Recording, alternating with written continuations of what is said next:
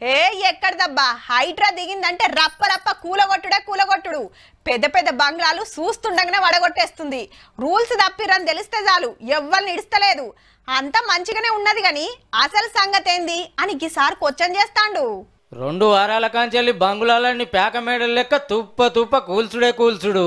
Hydraa power ఏందో చూపిస్తుర్రు అనుకో రాదుర్రి. కానీ మరి బంగుళాలు కట్టుకుంటానికి పర్మిషన్ ఇచ్చిన ఆఫీసర్లను ఏం చేస్తారనేది బీజేపీ ఎమ్మెల్యే వెంకటరమణారెడ్డి సారుకు వచ్చాను.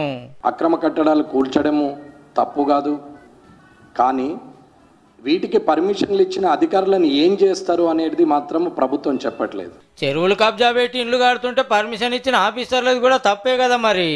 రూల్ ప్రకారం లేదు అని ఫైల్ వెనకకు కొడితే బాగుండే. లోపట ఏం నడిచిందో రప్ప పర్మిషన్లు వచ్చినాయి చెప్ప కట్టేసిర్రు.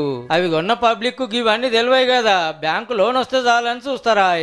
ఇప్పుడు చేస్తుంది అయితే మంచి పని, అట్లనే ఆఫీసర్లు సుత అదురుకునేటట్టు ఏదన్నా చేస్తే బాగుండేమో.